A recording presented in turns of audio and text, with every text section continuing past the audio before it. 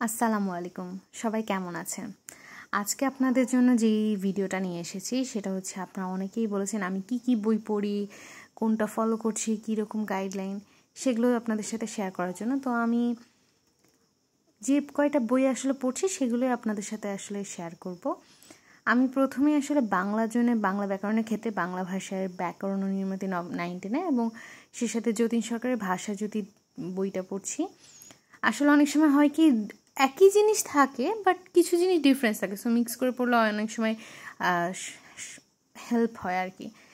এছাড়া যতীন সরকারের বইটা আমার কাছে মনে হচ্ছে অন্যান্য বইয়ের চেয়ে ভালো ছিল, মানে আমি পড়ে যতটুকু বুঝতে পেরেছি।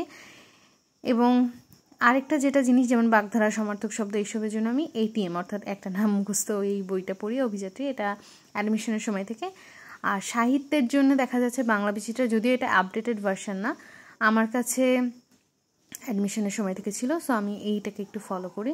এখানে লেখকদের ডিটেলস না থাকলেও খুব ইম্পর্টেন্ট যে বিষয়গুলো থাকে এগুলো দেওয়া আছে, যেটা আমার ক্ষেত্রে মনে হয় আমার জন্য খুব ভালো, আমি এটা বুঝতে পারি খুব সুন্দরভাবে। সো এই 4টা বই আমি আসলে বাংলার জন্য ফলো করি। তো আসলে 3 সপ্তাহ পর ভিডিও দিচ্ছি, যার জন্য আমি আগেই দুঃখিত। অনেকেই আমাকে বলেছেন যে আমি যেন দ্রুত ভিডিও দিই। রিসেন্টলি আমি 3 দিন আগে একটা ভাই আমাকে কমেন্ট করেছেন, বাইজিৎ ভাই, যে নতুন ভিডিও অপেক্ষায়। তো আমি একটা প্রোগ্রামে যাওয়ার জন্যে আসলে ভিডিওটা দিতে পারি নাই। ইনশাল্লাহ সেই প্রোগ্রামের ভিডিও আপনাদের সাথে শেয়ার করব। তো ব্যাক টু মাই ভিডিও, যে আপনাদের বাংলার পাশাপাশি তো আসলে অন্যান্য সাবজেক্টের ক্ষেত্রে, যেমন সাধারণ জ্ঞানের ক্ষেত্রে আমি MP3টা ফলো করি। MP3 ক্ষেত্রে যেটা আসলে সবাই আপনারা কম বেশি যারা BCS পরীক্ষা দিতে আগ্রহী বা অ্যাডমিশন, MP3টা আমরা দেখে থাকি যে এটাতে একদম পয়েন্ট আউট করে খুবই স্পেসিফিক করে দেওয়া থাকে যে প্রত্যেকটা বিষয়ের ভিত্তি কী বা তথ্যগুলো খুব সুন্দরভাবে দেওয়া থাকে। তো আমার কাছে MP3টা জর্জে এটা খুবই ভালো লাগে। আমি এটা চেষ্টা করি যে যতটুকু নিজেও, নট অনলি BCS, নিজের জানার ক্ষেত্রেও এটা খুব হেল্প করে। এছাড়া MP3 ছাড়া আমি যেটা আসলে ফলো করি জ্ঞানকোষের, এগুলো সব বই আসলে আমার অ্যাডমিশনের সময় থেকেই আমার কাছে ছিল। এখানে জ্ঞানকোষের একটা জিনিস আমার খুবই ভালো লাগে, সেটা হচ্ছে যে আপনার একদম তথ্য, যেমন MP3তে স্পেসিফিক, কিন্তু এটা আরও বলা যায় যে একদম পয়েন্ট আউট করে, যে আপনি খোলার সাথে সাথে আপনার জন্য সব কিছু খুব ইজি হয়ে যায় বোঝার জন্য। আপনাকে একটু বলা যায় যে আপনি যে তথ্য যাবেন আপনাকে সেই তথ্যগুলো আপনার জন্য সামনেই থাকে। সো আমার জ্ঞানকোষে এটাও ভালো লাগে, এই সিস্টেমটা, আন্তর্জাতিক বিষয় বলি বা বাংলাদেশ বিষয় বলি। এরপরে আমি আসলে গণিতের ক্ষেত্রে আসলে এখনও তেমন গণিত স্টার্ট করিনি, তবে এইটা বলা যায় যে আমাকে অনেক হেল্প করেছে বোঝার ক্ষেত্রে। কেননা প্রথম দিকে আমি আসলে বলা যায় যে আসলে গণিত নিয়ে যেহেতু কোনো রকম প্রিপারেশন ওইভাবে পড়ছি না, তো ছোট MCQ হোক, এইটার জন্যে অধ্যায়গুলোতে একদম ভাগ করে দিয়ে দেওয়া থাকে, তার জন্য উদ্ভাসের এই বইটা আমার কাছে খুবই উপকারী মনে হয়েছে আমার জন্য।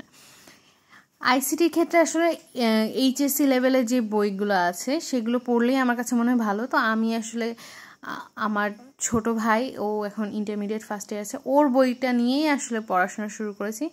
সো আশা করি ভালো হবে কিছু। ICTর ক্ষেত্রে আসলে বেশি কিছু দেখার মতো আসলে তখন ছিল না, সো এটা আমার কাছে ভালো মনে হয়েছে। এছাড়া আসলে বলতে গেলে আপনি চাইলে যে কোনো ধরনের বই পড়েন, কোনো সমস্যা নেই, খালি আপনার বেসিকটা ঠিক থাকলেই ঠিক হয় আমার কাছে মনে হয়। এখন ইম্পর্ট্যান্ট একটা প্রশ্ন, সেটা হচ্ছে যে অনেকে, মানে আমাকে একটা ভাইয়া কমেন্ট করেছেন যে ডাইজেস্ট কিনা উচিত কিনা, আবার অনেকে ডাইজেস্ট সম্পর্কে জানতে চায়। এটা আসলে এই যারা ডাইজেস্ট পড়ে তাদের জন্য এইটুকু অংশ না, যাদের জন্য আসলে আমি বলবো যে একদম আপনার কিনে নিন, সেই ক্ষেত্রে আমি এখন আপনার একটু ভিডিওটা লং হবে। আসলে ডাইজেস্টার ক্ষেত্রে আমি যেটা দেখেছি যে প্রথমেই যেটা থাকে যে অধ্যায় তো দেওয়াই থাকে যেরকম অন্যান্য বইয়ের মতো, এখানে না প্রথমে আপনাকে ওই অধ্যায়ের বিগত প্রশ্নগুলো দেওয়া আছে, একদম বিগত প্রশ্ন ওই স্পেসিফিক পার্ট থেকে, যেমন বাংলা ভাষা, ইংরেজি হোক, গণিত হোক, ওখানে কী প্রশ্ন আসছে বিগত সালগুলোতে, এইটা আপনাকে একদম মার্ক করে দেওয়া আছে। আমার কাছে মনে হচ্ছে যেটা খুবই ভালো হতে পারে যে কোনো মানুষের বোঝার জন্যে। এরপরে আসে আসলে প্রত্যেকটা সেকশন ওয়াইজ। আপনার কোনগুলো তথ্য আসলে বইগুলোর মধ্যে অনেক তথ্য থাকে, মানে অনেক তথ্য।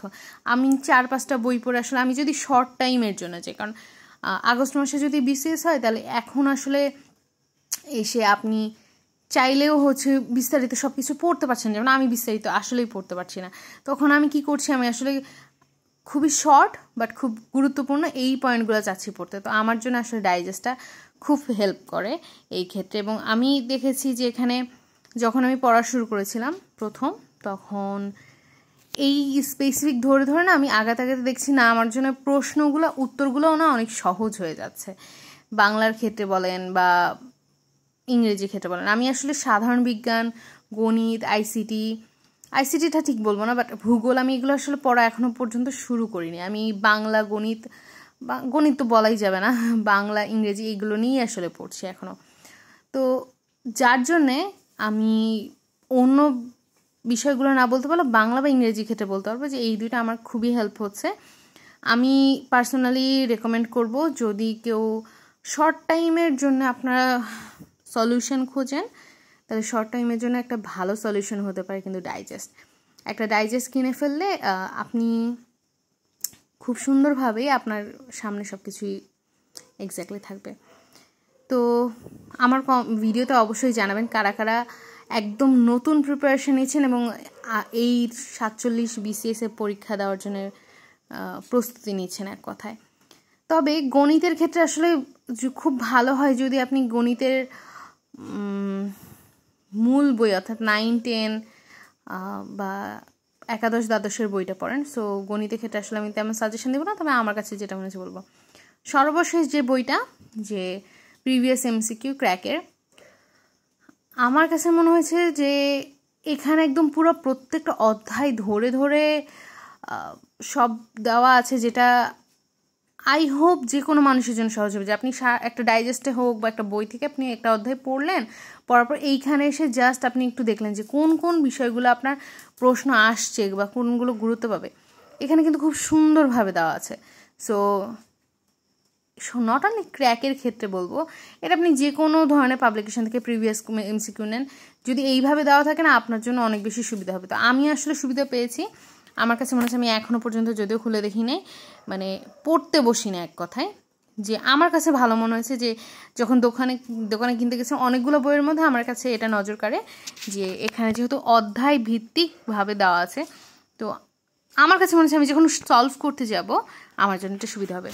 তো এগুলোই ছিল, আমি এই বইগুলোই পড়ছি। আমার ভিডিও দেরিতে দেওয়ার জন্য দুঃখিত। ইনশাল্লাহ আমি এখন থেকে রেগুলার ভিডিও আবার আপলোড করব। তো সবাই পাশে থাকবেন, সাথে থাকবেন। ধন্যবাদ। আল্লাহ হাফেজ।